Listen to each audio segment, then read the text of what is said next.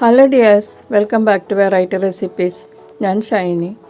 ഇന്ന് ഞാൻ നിങ്ങൾക്ക് ഉണ്ടാക്കി കാണിക്കാൻ പോകുന്നത് ഒരു പൊറാത്തയുടെ റെസിപ്പിയാണ്. ആലു പൊറാത്ത അങ്ങനെയുള്ളതൊക്കെ എല്ലാവർക്കും ഇഷ്ടമുള്ളൊരു ഐറ്റമാണ്. ഞാൻ ഇന്ന് ഉണ്ടാക്കുന്നത് പ്രോൺസ് സ്റ്റഫ് ചെയ്ത് ഉണ്ടാക്കുന്ന ഒരു പൊറാത്തയാണ്. വളരെ ഡെലീഷ്യസാണ്. ഇത് ബ്രേക്ക്ഫാസ്റ്റായിട്ടും ലഞ്ചിനും പിന്നെ ഡിന്നറിനും ഉപയോഗിക്കാം. കുട്ടികൾക്കും എല്ലാവർക്കും ഒരുപോലെ ഇഷ്ടപ്പെടുന്ന ഒരു പറാത്തയാണ്. ഇത് വളരെ ടേസ്റ്റാണ്. അപ്പോൾ ഇതെങ്ങനെയാണ് ഉണ്ടാക്കുന്നതെന്ന് നമുക്ക് നോക്കാം. ഇതിനു വേണ്ടി നമുക്ക് മാവ് കുഴച്ചെടുക്കണം. അതിന് ഞാനൊരു ബൗളിലേക്ക് 2 കപ്പ് പൊടി ചേർത്തിട്ടുണ്ട്. അതിലേക്ക് ടേസ്റ്റിനുള്ള ഉപ്പും കുറച്ച് റിഫൈൻഡ് ഓയിലും കൂടി ചേർത്തിട്ട് നന്നായിട്ട് മിക്സ് ചെയ്യുക. അതിനുശേഷം കൈകൊണ്ട് നന്നായിട്ട് വെള്ളം ചേർത്ത് നന്നായിട്ട് കുഴച്ചെടുക്കുക. ചപ്പാത്തി മാവിനേലും കുറച്ചുകൂടി ലൂസായിട്ടുള്ള ഡോ ഉണ്ടാക്കിയെടുക്കണം. ഏകദേശം പതുക്കെ സ്റ്റിക്കി ആയിട്ടുള്ള ഡോ വേണം ഉണ്ടാക്കാനായിട്ട്. എന്നിട്ട് ആ ഡോ ഒരു 5 മിനിറ്റ് മുതൽ 10 മിനിറ്റ് വരെ നമ്മൾ കൈകൊണ്ട് നന്നായിട്ട് തേച്ച് കുഴച്ചാൽ വളരെ സ്മൂത്തായിട്ടുള്ള പറാത്ത നമുക്ക് ഉണ്ടാക്കിയെടുക്കാൻ സാധിക്കും. ഇപ്പോൾ കണ്ട ഇതുപോലെ ഞാനിതൊരു 8 മിനിറ്റ് നീഡ് ചെയ്തതാണ്. എന്നിട്ട് ഇതിൻ്റെ പുറത്തേക്ക് കുറച്ച് ഓയിൽ തേച്ചിട്ട് 2 മണിക്കൂർ റെസ്റ്റ് ചെയ്യാൻ വയ്ക്കുക. പിന്നെ ഞാനിവിടെ വലിയ ചെമ്മീനാണ് എൻ്റെ കയ്യിലുണ്ടായത്. ഞാൻ 5 ചെമ്മീൻ എടുത്തിട്ടുണ്ട്. ഈ ബൗളിൽ ചെറിയ കപ്പാണ് 1 കപ്പ്. ഇത് നമ്മൾ മിൻസ് ചെയ്തെടുക്കണം മിക്സിയിൽ. അപ്പോൾ 1 കപ്പ് മിൻസ് ചെയ്ത ചെമ്മീൻ വേണം. ചെറിയ ചെമ്മീനാണെങ്കിൽ ഒന്ന് ക്രഷ് ചെയ്തെടുക്കണം. പിന്നെ ഇതിലേക്ക് വേണ്ടത് ഒരു കഷ്ണം ക്യാബേജ് എടുത്തിട്ടുണ്ട് ഞാൻ. പിന്നെ ഒരു പച്ചമുളക്, പിന്നെ ഒരു ക്യാരറ്റ്, മീഡിയം ക്യാരറ്റ്, അതൊക്കെ ഗ്രേറ്റ് ചെയ്തെടുക്കണം. പിന്നെ ഒരു അണിയനാണ്, അത് വളരെ പൊടിയായിട്ട് ചോപ്പ് ചെയ്യണം. പിന്നെ ഇത് സെല്ലറിയുടെ ലീഫാണ്, അത് ഞാനൊരു 2 ലീഫ് എടുത്തിട്ടുണ്ട്. ഇതില്ലാത്തവർക്ക് കൊറിയാൻഡർ ലീവ്സും എടുക്കാം. പക്ഷേ രണ്ടും കൂടി മിക്സ് ചെയ്ത് ചേർക്കരുത്, ഏതെങ്കിലും ഒരെണ്ണം ചേർക്കാം. പിന്നെ വേണ്ടത് ഗ്രീൻ അണിയനാണ്. അത് ഞാനിവിടെ ഒരു 2 ചെടിയുടെ ഗ്രീൻ അണിയൻ എടുത്തിട്ടുണ്ട്. അപ്പോൾ ഇതെല്ലാം ചോപ്പ് ചെയ്തെടുക്കണം. ഗ്രീൻ അണിയൻ, പിന്നെ ക്യാബേജ് വളരെ പൊടിയായിട്ട് അരിയണം, അതുപോലെ തന്നെ സവാളയും. അപ്പോൾ അതെല്ലാം ചോപ്പ് ചെയ്തെടുക്കണം നന്നായിട്ട്. ഞാനിവിടെ ഒരു പാൻ വെച്ച് ചൂടാക്കിയിട്ടുണ്ട്. ഇതിലേക്ക് റിഫൈൻഡ് ഓയിൽ ചേർക്കുക.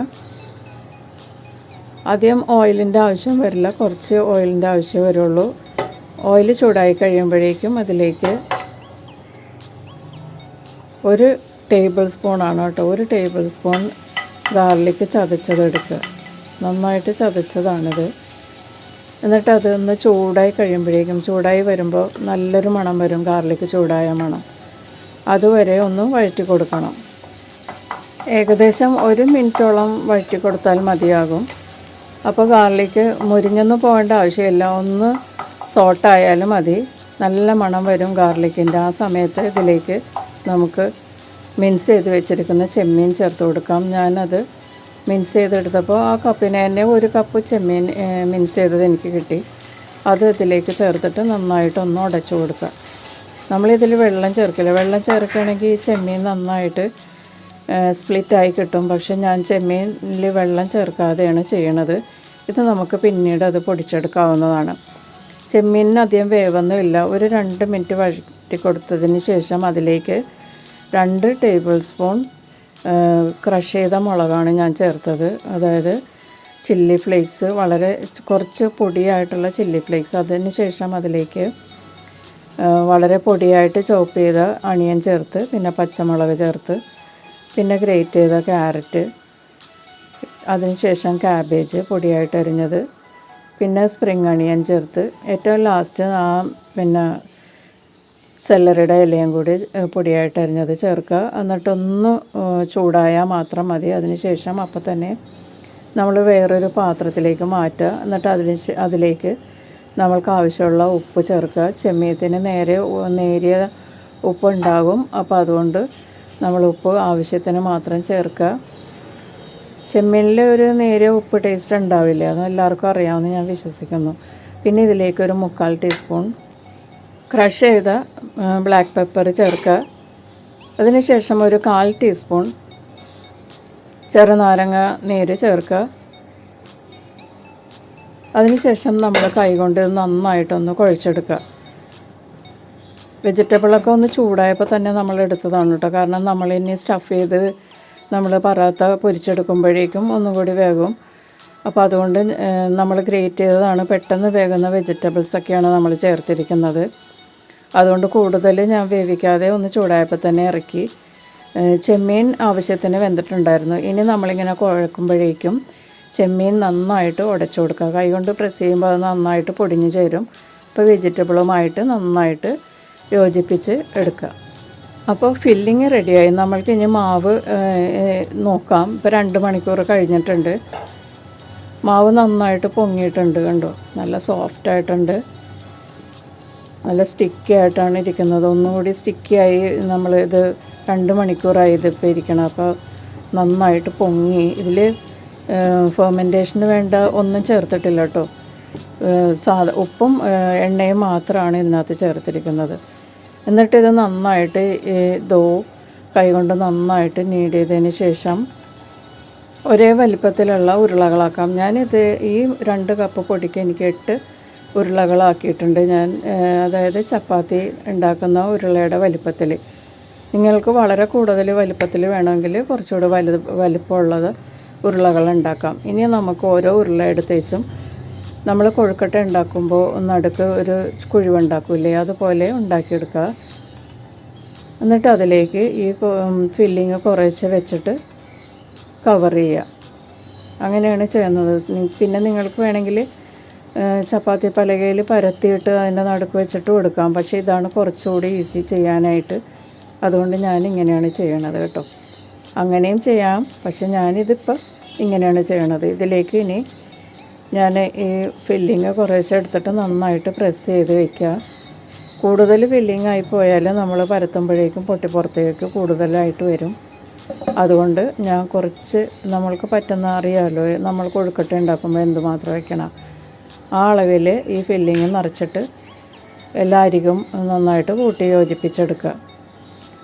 എന്നിട്ട് ഈ യോജിപ്പിക്കുന്ന ഭാഗം അടിയിൽ വരത്തക്ക വിധമാണ് നമ്മൾ പരത്തുന്നത് കേട്ടോ. അതിപ്പോൾ അതുകൊണ്ട് അതറിയാൻ വേണ്ടിയിട്ട് ഈ ജോയിൻ ചെയ്ത ഭാഗം മേളിലാകത്തക്ക വിധം നമ്മൾ പാത്രത്തിൽ എടുത്ത് വയ്ക്കുക. പിന്നെ ഒരു അല്പം പൊടി തൂവിയിട്ട് പാത്രത്തിൽ വയ്ക്കുക. അല്ലെങ്കിൽ ഈ പൊടി ഈ ബോൾസ് പാത്രത്തിൽ ഒട്ടിപ്പിടിക്കുക. അല്ലെങ്കിൽ ബട്ടർ പേപ്പറിൽ നിരത്തി വയ്ക്കുക. അങ്ങനെയും ചെയ്യാം. അപ്പോൾ ഈ ജോയിൻ ചെയ്ത ഭാഗം മുകളിൽ വരത്തക്ക വിധം നമ്മൾ വയ്ക്കുക. അപ്പോൾ മാറിപ്പോവില്ല. ഇനി നമുക്ക് പരത്തിയാൽ മാത്രം മതി. അപ്പോൾ ഞാൻ അതെല്ലാം ഇതുപോലെ ഫില്ല് ചെയ്തെടുത്തിട്ടുണ്ട്. ജോയിൻ ചെയ്ത ഭാഗം എല്ലാം മുകളിലാകത്തക്ക വിധമാണ് ഞാൻ എടുത്തിരിക്കുന്നത്. ഇനി നമുക്കിത് പരത്തിയെടുക്കാം. പൊടി തൂവുക. നന്നായിട്ട് പൊടി തൂവിയതിന് ശേഷം ഈ ജോയിൻ ചെയ്ത ഭാഗത്തും കുറച്ച് പൊടി തേച്ചിട്ട് അത് അടിയിൽ വരത്തക്ക വിധം ഇടുക. എന്നിട്ട് മുകളിലും കുറച്ച് പൊടി തൂവുക. ജോയിൻ ചെയ്ത ഭാഗം മുകളിൽ വെച്ചിട്ട് പരത്തിയാൽ നമ്മളുടെ ഈ ഫില്ലിങ് എല്ലാം പുറത്തേക്ക് ചാടി വരും. അപ്പോൾ അത് അടിവശത്ത് വരത്തക്ക വിധമാണ് നമ്മൾ വെക്കേണ്ടത്. എന്നിട്ട് നന്നായിട്ട് പരത്തിയെടുക്കുക. നിങ്ങൾക്ക് എന്തോരം വലിപ്പത്തിൽ വേണോ അതനുസരിച്ച് പരത്തുക. കുറേ വലിപ്പത്തിൽ വേണമെങ്കിൽ ഈ ഉരുളകൾ കുറച്ചുകൂടി വലിപ്പത്തിലെടുക്കുക. ഞാനിത് കുറച്ച് പൂരിയിലും സാധാരണ ഒരു നോർമൽ ചപ്പാത്തിയുടെ വലിപ്പത്തിലാണ് ഞാനിത് ഉണ്ടാക്കുന്നത്. എന്നിട്ട് സോഫ്റ്റായിട്ട് നന്നായിട്ട് പരത്തിയെടുക്കുക. പരത്തിയെടുത്തതിന് ശേഷം മീതെ വെക്കരുത്. നമ്മൾക്കിപ്പോൾ തന്നെ ചുടേണ്ട ആവശ്യമില്ല. നമ്മളിതെല്ലാം പരത്തിയെടുത്തതിന് ശേഷമാണ് ഞാൻ ചുടാൻ പോകുന്നത്. അപ്പോൾ ഞാനതെല്ലാം പരത്തിയെടുത്തിട്ടുണ്ട്. ഞാനിതിപ്പോൾ പരത്തിയത് ഒന്നിച്ച് ഇപ്പോൾ എടുത്തതാണ് കേട്ടോ. പരത്തിയ ശേഷം ഓരോന്നും ഞാൻ വേറെയാണ് വെച്ചത്, അല്ലെങ്കിൽ ഒട്ടിപ്പിടിക്കും. അപ്പോൾ നമുക്കിത് ഫ്രൈ ചെയ്തെടുക്കാം. ഞാനിവിടെ ഒരു തവ നന്നായിട്ട് ചൂടാക്കി ഇട്ടിട്ടുണ്ട്. തവ നന്നായിട്ട് ചൂടായതിന് ശേഷമാണ് കേട്ടോ ഈ പറാത്ത ഇട്ട് കൊടുക്കേണ്ടത്. അപ്പോൾ ഞാനിതിലേക്ക് ഈ പറാത്തയുടെ വലിപ്പം അനുസരിച്ച് ഇതിൽ 3 എണ്ണം വെക്കാൻ പറ്റും. ഈ തവയിൽ ഞാൻ 3 എണ്ണം ഒരുമിച്ചാണ് ഉണ്ടാക്കാൻ പോകുന്നത്. ഇതൊന്ന് ചൂടായി വരുമ്പോഴേക്കും നമുക്കിതിലേക്ക് എണ്ണ ചേർത്ത് കൊടുക്കാം. എണ്ണയോ അല്ലെങ്കിൽ നിങ്ങൾക്ക് ഇഷ്ടമുള്ള ഗീയോ ഒക്കെ ചേർക്കാം. കുട്ടികൾക്ക് ഇഷ്ടമുള്ള രീതിയിൽ ബട്ടർ വേണമെങ്കിൽ ചേർക്കാം.